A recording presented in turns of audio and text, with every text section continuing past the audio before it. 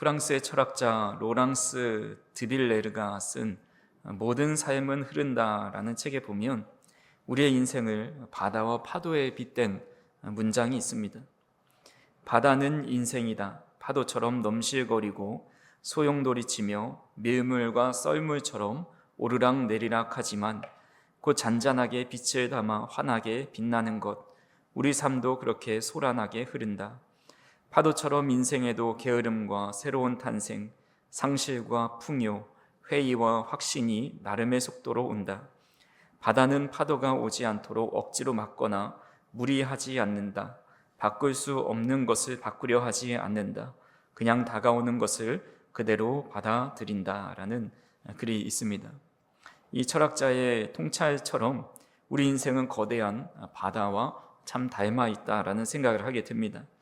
우리는 인생이라는 바다를 항해하면서 수많은 질병과 또 시련의 파도를 만나게 됩니다. 재정의 고통, 누군가와의 갈등, 또 죄의 유혹이라는 거친 파도가 쉼없이 밀려 들어옵니다. 때로는 지체만한 파도를 간신히 넘고 나서 이제는 살았다, 이제는 그 고통의 바다를 다 지났다라고 안도합니다. 나를 괴롭히던 사람을 예수님의 사랑으로 완전히 용서했고, 재정의 위기도 기적적으로 넘기고, 내면의 깊은 상처도 십자가 앞에 다 씻어냈다고 생각이 듭니다. 그런데 어느 날 또 예고 없이 완전히 지나간 줄 알았던 그 문제가 다시 찾아옵니다. 완전히 용서한 줄 알았던 그 관계가 다시 파도가 되어 몰아칩니다.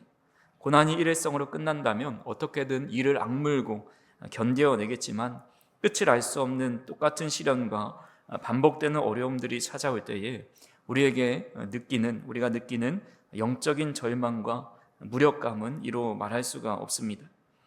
오늘 우리가 읽은 사무엘상 26장의 다윗의 심정이 아마 이러지 않았을까 생각을 해보게 됩니다. 2주 전에 우리는 사무엘상 24장의 말씀을 통해서 다윗이 이루었던 이 거룩한 승리를 살펴보았습니다. 엔게디 광야의 동굴 속에서 자신을 죽이려 했던 원수 사울을 단칼에 베어버릴 수 있는 완벽한 기회를 얻습니다. 하지만 다윗은 인간적인 복수의 칼날을 거두고 오직 하나님의 주권을 인정하면서 사울을 돌려보냅니다. 악을 선으로 이겨낸 위대한 믿음의 승리라고 할 수가 있습니다. 그날 동굴 밖에서 다윗의 진심을 확인한 사울 왕이 울면서 이런 고백을 했습니다. 사무엘상 24장 17절에서 20절에 보면 다윗에게 이르되 나는 너를 학대하되 너는 나를 선대하니 너는 나보다 의롭도다. 내가 나 선대한 것을 오늘 나타냈나니 여호와께서 나를 내 손에 넘기셨으나 내가 나를 죽이지 아니하였도다. 사람이 그의 원수를 만나면 그를 평안히 가게 하겠느냐? 내가 오늘 내게 행한 일로 말미암아 여호와께서 내게 선으로 갚으시기를 원하노라. 보라, 나는 내가 반드시 왕이 될 것을 알고 이스라엘 나라가 내 손에 견고히 설 것을 아노니라고 말하면서 울면서 이런 고백을 합니다. 사울은 자신의 죄악을 뉘우치며 다윗의 왕권을 공식적으로 인정하고 축복하면서 왕궁으로 돌아갑니다. 다윗의 입장에서는 이제 사울이 이렇게까지 고백을 했으니 길고 긴 도망자 생활이 끝나고 이제 원수와의 쫓고 쫓기는 이 악연도 끝났다라고 생각을 했을 겁니다. 하지만 오늘 본문 1절과 2절에 다시 다윗에게 밀려오는 사울의 위협이라는 파도를 보게 됩니다. 오늘 본문 1절과 2절에 보시면 10사람이 기브아에 와서 사울에게 말하여 이르되 다윗이 광야 앞 하길라 산에 숨지 아니하였나이까 하매 사울이 일어나 10광야에서 다윗을 찾으려고 이스라엘에서 택한 사람 3,000명과 함께 10광야로 내려가서라고 말씀합니다. 10광야에 사는 사람들이 사울을 찾아가서 다윗이 숨은 곳을 밀고 합니다. 사울은 언제 눈물을 흘리면서 회개했냐는 듯이 다윗을 쫓는데 이스라엘 전역에서 가장 싸움에 능한 정예군사 3,000명을 대동해서 하길라 산에 진을 칩니다. 끝날 듯 끝나지 않은 이 사울의 추격 속에서 다윗의 마음은 어떠했을까요? 더욱이 자신이 한 번 목숨을 살려주었고 사울이 눈물을 흘리면서 용서를 구했기 때문에 실망과 더 큰 좌절이 생기지 않았을까 그렇게 생각을 해보게 됩니다. 그래서 오늘 말씀을 통해서 우리가 깨닫게 되는 아주 중요한 진리 중에 하나는 우리의 원수는 우리가 한번 영적으로 크게 승리했다고 해서 호락호락하게 물러나지 않는다라는 겁니다. 사단은 우리의 약점을 너무나도 잘 알고 있기 때문에 우리가 지쳐 쓰러질 때까지 집요하게 물고 늘어지면서 계속해서 우리를 공격해 옵니다. 끝난 줄 알았던 추격이 다시 시작될 때에, 간신히 넘은 줄 알았던 고난의 파도가 다시 밀려올 때에 우리는 어떻게 반응하며 이것을 넘어가야 할까요? 하나님은 왜 다윗에게, 그리고 오늘 우리에게 이토록 계속되는 어려움과 또 시험을 주시는 것일까요? 그래서 오늘 말씀을 통해서 이 반복되는 삶의 위기 앞에서 우리가 어떻게 하면 승리하며 살아갈 수 있을지에 대해 다윗의 모습을 통해서 함께 살펴보고자 합니다. 첫 번째로, 상황보다 중요한 것이 하나님의 뜻임을 알아야 합니다.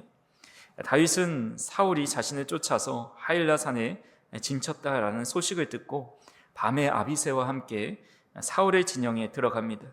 근데 사울을 호위해야 할 군대 장관 아브넬과 야간 경계를 서야 할 3,000명의 군사들은 죽은 듯이 잠들어 있습니다. 그들이 깊은 잠에 빠져 있는데 성경은 이 현상에 대해서 12절의 하반부에 이렇게 말씀합니다. 이는 여호와께서 그들을 깊이 잠들게 하셨으므로 그들이 다 잠들어 있었기 때문이었더라 라고 말씀합니다. 여기서 깊이 잠들게 하셨다라고 번역된 히브리어는 타르데마입니다. 이 단어는 단순한 피로 때문에 취하고 있는 수면이 아닙니다. 창세기에서 하나님께서 아담을 깊은 잠에 빠지게 하십니다. 그리고 나서 그의 갈빗대를 뽑아서 여자를 만드시죠. 아담이 완전히 혼수 상태에 있는 상태, 수면 마취될 정도로 깊은 잠에 빠져 있는 상태를 의미합니다.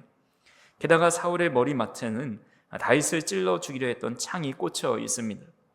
너무나 완벽한 이 상황을 보고 아비새가 다윗에게 말합니다. 오늘 본문 8절에 보시면 아비새가 다윗에게 이르되 하나님이 오늘 당신의 원수를 당신의 손에 넘기셨나이다. 그러므로 청하오니 내가 창으로 그를 찔러서 단번에 땅에 꽂게 하소서. 내가 그를 2번 찌를 것이 없으리이다 라고 말을 합니다. 원수가 발밑에 누워있고 하나님이 친히 수면제를 놓아서 완벽한 수면 상태에 있습니다. 상황만 보면 아비새의 말대로 하나님께서 다윗의 원수를 다윗에게 넘겨준 그런 상황입니다. 아비새는 얼마 전에 다윗이 사울을 죽일 수 있는 기회가 있었음에도 그가 기름 부음 받은 자라는 사실 때문에 죽이지 않은 것을 알고 있습니다. 그래서 다윗에게 내가 창으로 찔러 죽이겠습니다 라고 이야기하죠. 나에게 죽이라고 명령만 내려주십시오. 아니 혹여라도 그것도 좀 마음이 꺼림직하시면 죽이라는 말씀 말고 그저 고개를 한번 끄덕이면서 모른 척 뒤를 돌아보십시오. 제가 당신의 명을 받아서 한 것이 아니라 제 의지로 한 것으로 보시고 제가 그를 죽이겠습니다 라고 말할 정도로 하나님이 주신 기회라고 확신하였습니다. 성도님들이라면 어떻게 하시겠습니까? 너무나 통쾌한 순간 아닙니까? 나를 지독하게 괴롭히던 원수를 합법적으로 무너뜨릴 완벽한 기회를 잡게 되었습니다. 한 번도 아니고 2번째 기회가 찾아왔습니다. 나의 어려움의 마침표를 찍을 수 있게 되었고 모든 상황이 기가 막히게 맞아 떨어집니다. 하지만 다윗은 아비새에게 죽이지 말라고 분명히 말합니다. 다윗도 인간적인 마음으로는 이 상황을 빨리 끝내고 싶지 않았겠습니까? 한 곳에 잘 정착하고 싶고 자신의 세력을 더 견고하게 세우고 싶었을 겁니다. 그도 원수를 죽이고 싶은 분노와 미움이 있었을 겁니다.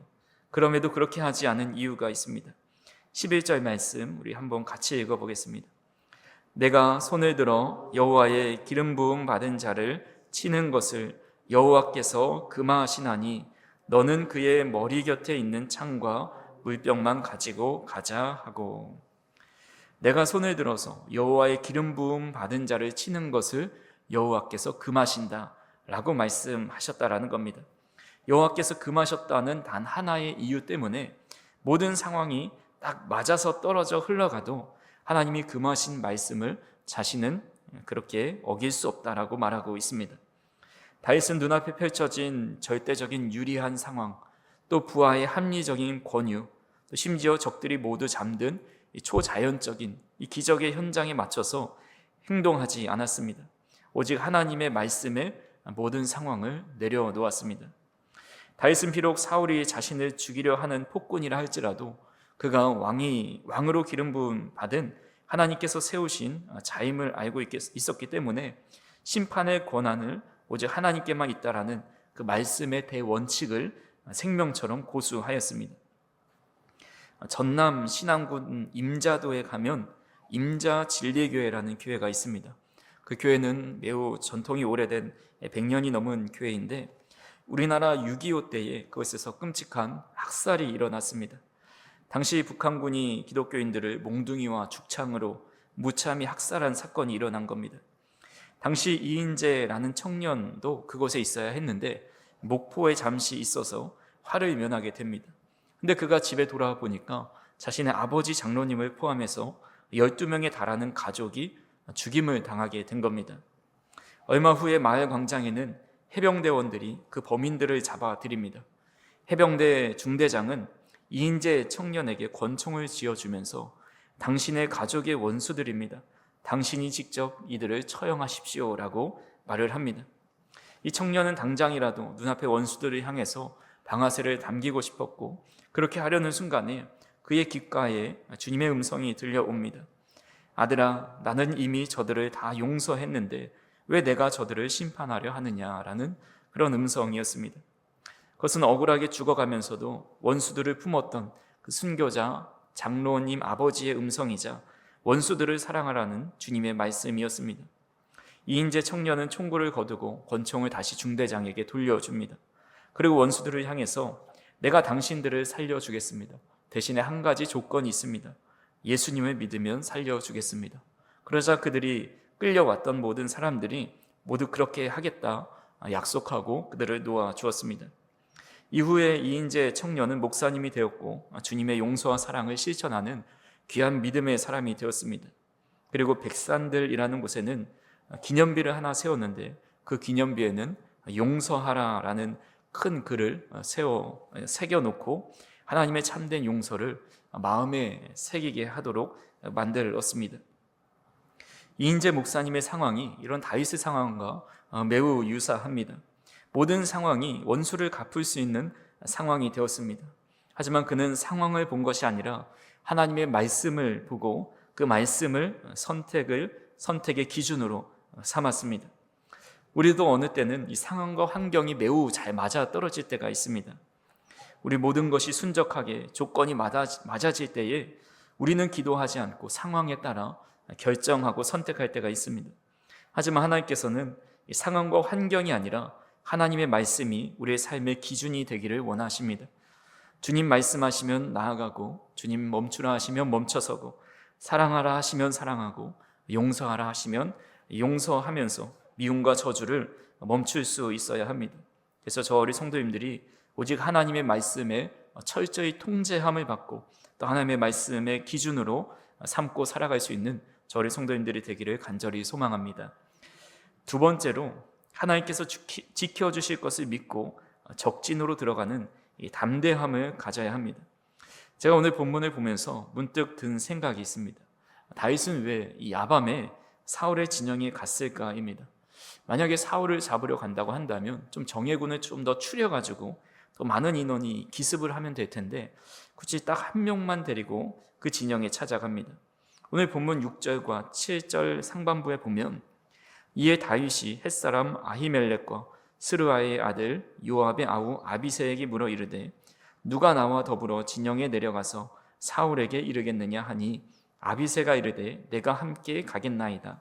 다윗과 아비새가 밤에 그 백성에게 나아가 본즉 이라고 나와 있습니다. 이스라엘에서 가장 싸움에 능한 3,000명의 군사가 진을 치고 있는 적진 한가운데로 단 한 명의 호위 장수만 데리고 가게 됩니다. 아무리 어두운 밤이라 해도 보초를 서고 있다면 쉽게 걸리기가 쉽고 자칫 발소리 하나라도 잘못 내면 발각되어서 도간에 든 쥐가 됩니다. 말 그대로 호랑이 입속에 머리를 들이미는 것과 같습니다. 다윗은 도대체 왜 이렇게 위험한 결단을 한 것일까요? 종교개혁자 존 칼빈이 다윗의 이 행동을 놓고 생사화복을 주관하시는 하나님을 향한 전적인 신뢰의 위대한 발현이다라고 이야기합니다. 생사화복을 주관하신 하나님을 향한 전적인 신뢰의 위대한 발현이라고 이야기합니다. 과거에는 사울이 두려워서 동굴과 메마른 광야 구석으로 도망치고 숨기에 바빴습니다. 하지만 이제 다윗은 하나님을 굳게 의지하여서 사망의 음침한 골짜기 같은 그 적진의 한가운데로 당당히 걸어갈 수 있는 믿음을 가지게 되었습니다. 다윗의 마음속에는 하나님께서 반드시 나를 지키시고 인도하신다라는 강력한 확신이 있었던 것입니다. 그 믿음의 발걸음으로 적진 깊숙이 들어가 보니 과연 놀라운 광경이 펼쳐진 겁니다. 3,000명의 훈련된 이 병사들이 마치 죽은 듯이 깊은 잠에 빠져 있고, 원수 사울 머리맡에는 그를 단번에 찔러 죽일 수 있는 창과 또 생명수 같은 물병이 무방비 상태로 놓여 있었습니다. 하지만 다윗은 그 무기를 원수를 죽이는 데 사용하지 않고 오히려 사울을 해칠 의도가 전혀 없다는 평화의 증거로 그 두 물건을 가지고 조용히 나오게 됩니다.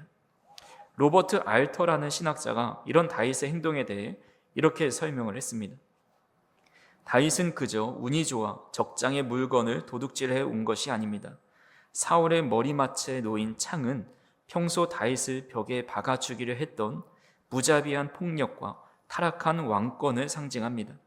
또한 척박하고 뜨거운 유대 광야에서 물병은 곧 사람의 생명줄 그 자체를 의미합니다. 다윗은 이 두 가지를 탈취함으로써 자신이 사울의 권력을 완전히 무장해제시켰으며 그의 생명이 철저히 자신의 손에 달려있음을 알려주는 완벽한 물증을 확보한 셈입니다. 100마디의 억울한 변명보다 원수의 생명을 살려준 이 확실한 증거 하나가 다윗의 완벽한 결백을 증명했습니다 라고 해석합니다. 결국 하나님께서는 다윗의 이 완벽한 결백을 만천하에 입증해 주시기 위해서 그에게 두려움을 뛰어넘는 담대함을 주셔서 적진 한가운데로 걸어가게 하셨습니다.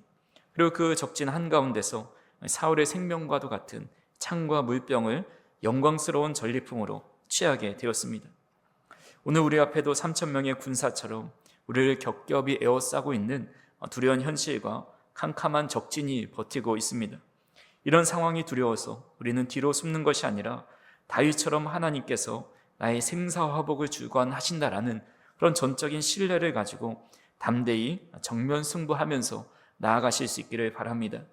우리가 하나님의 능력을 의지하면서 믿음의 발을 내딛을 때에 하나님께서는 그들을 잠재우시고 우리 손에 찬란한 승리와 생명의 물병을 결백의 증거로 쥐어주신다라는 사실을 믿으실 수 있기를 간절히 소망합니다. 마지막으로 다윗은 하나님 앞에 자신을 성찰하고 문제를 맡겨드리는 모습을 보여줍니다. 다윗이 진영을 벗어나서 자신이 탈취한 창과 물병을 보여주면서 아브넬을 꾸짖지요.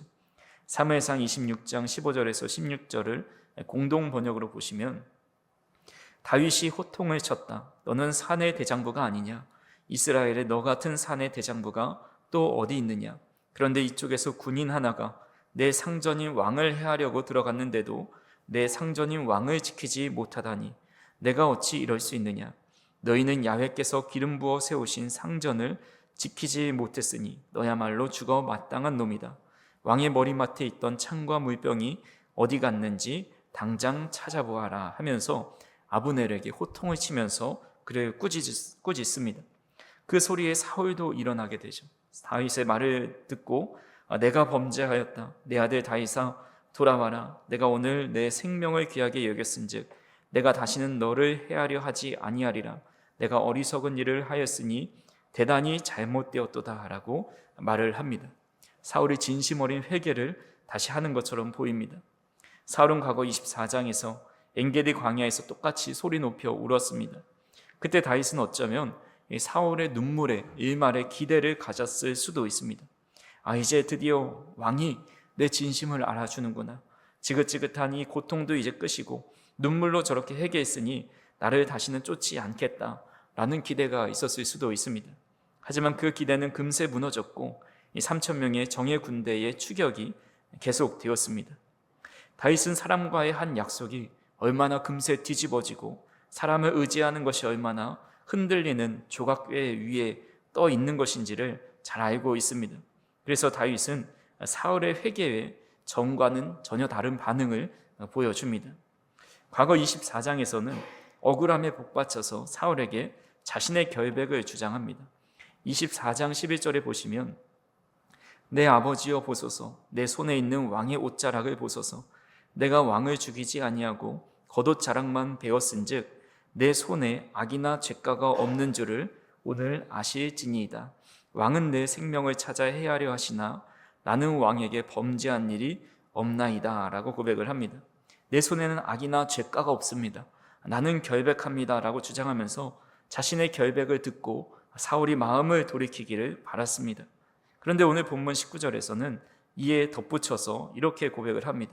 공동 번역이 좀 더 이해가 쉬워서 제가 한번 읽어드리겠습니다. 19절에 임금님께서는 이제 소자가 아뢰는 말씀을 들어주십시오. 만일 소자가 임금님의 손에 죽는 것이 야훼의 뜻이라면 저는 기꺼이 제물이 되겠습니다. 그러나 만일 이것이 사람의 생각이라면 그들이 야훼께 저주를 받을 것입니다 라고 고백을 합니다. 다윗은 혹 자신에게 문제가 있다면, 내가 죄가 있어서 왕으로부터 고통받는 것이 하나님의 뜻이라면 제가 기꺼이 하나님께 희생 제물이 되겠습니다 라고 고백을 합니다. 전에는 저 사람이 잘못하고 있고 나는 억울합니다. 그러니 당신이 변해야 합니다 라는 마음이 있었다고 한다면 이제는 자신을 성찰하고 자신을 돌아보고 있습니다. 그리고 그 일을 자신이 어떻게 설득하고 무엇인가 해보려는 것이 아니라 하나님 손에 맡겨드리고 있습니다. 이는 자기뿐만 아니라 다른 사람에게도 동일하게 적용하고 있습니다. 23절에 보니까 여호와께서 사람에게 그의 공의와 신실을 따라 갚으시리니 이는 여호와께서 오늘 왕을 내 손에 넘기셨으되 나는 손을 들어 여호와의 기름 부음을 받은 자 치기를 원하지 아니하였음이니이다 라고 말을 합니다. 나도 나의 잘못을 하나님 손에 맡겨드린 것처럼 나를 잡으려고 달려드는 왕도 제 손으로 어떻게 하지 않겠습니다. 하나님의 기름을 부어주셨으니 하나님께 맡겨드립니다 라고 고백을 하고 있습니다. 그렇게 하나님의 신실하심을 굳게 붙들었을 때에 영원히 끝나지 않을 것 같았던 이 사울의 추격전이 이제 마침표를 찍게 됩니다. 오늘 본문 25절에 보시면 사울이 다윗에게 이르되 내 아들 다윗아 내게 복이 있을지로다. 내가 큰 일을 행하겠고 반드시 승리를 얻으리라 하니라.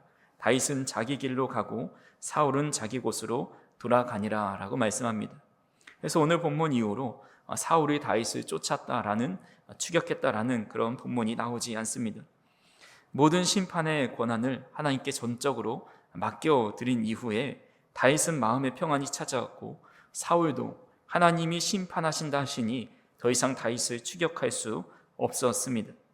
다윗은 자신의 결백함을 주장하고 자신의 관계를 개선해 보려고 했지만 사울의 추격은 계속되었습니다. 하지만 하나님 앞에서 자신을 돌아보고 모든 관계와 문제를 하나님 앞에 맡기자 사울이 돌아가게 되는 기적이 일어나게 됩니다. 말씀을 정리합니다. 끝나지 않을 것 같았던 이 사울의 지독한 추격은 다윗이 사울보다 더 강한 군대를 모아서 무력으로 제압했을 때 끝난 게 아닙니다. 다윗이 사울의 진영 한복판으로 나아가 자기 손에 쥐어진 복수의 창을 내려놓고 이 삶의 모든 억울함과 재판의 결과를 하나님께 온전히 위탁했을 때 일어났습니다. 오늘 우리를 쉼없이 추격해오는 인생의 모든 문제들도 마찬가지입니다. 끝나지 않을 것 같은 삶의 모든 문제들은 우리의 힘과 지혜로 해결하면 할수록 우리를 계속해서 추격하고 계속해서 큰 파도와 같이 몰려옵니다. 그럴 때 우리는 이런 상황보다 하나님의 말씀을 의지해야 되고 두려워 숨기보다 하나님의 보호를 믿으며 문제를 두려워하지 않아야 합니다. 그리고 하나님의 보호하심을 신뢰하면서 모든 문제를 주님의 손에 의탁하며 살아갈 때에 이 문제가 더 이상 나의 문제가 아니라 하나님의 문제이니 더 이상 그 문제는 나를 해하지도 나를 절망하게 하기도 또 넘어지게 하지도 못하는 문제가 됩니다. 그렇게 우리의 삶에 찾아오는 파도와 또 추격이 하나님 손에 달려있기 때문에 우린 더 이상 추격을 받지 않는 자가 될 수 있는 것입니다. 그래서 우리 삶에 계속해서 밀려오는 파도, 사울의 추격을 넘고 이기는 방법이 바로 어떤 상황보다 말씀을 의지하는 것이고 하나님을 믿으며 그 문제를 정면 돌파하는 것이고 또 하나님의 보호하심을 신뢰하면서 모든 문제를 하나님께 맡기는 것이다 라는 사실을 꼭 기억하실 수 있기를 바랍니다. 그래서 하나님께서 사울의 추격을 멈추게 하시고 돌아가게 하시는 은혜가 우리 성도님들의 삶에 함께 임하고 또한 모든 문제를 하나님께서 다 막아주시고 이끌어주시는 은혜가 성도님들의 삶 가운데 임하실 수 있기를 간절히 소망합니다.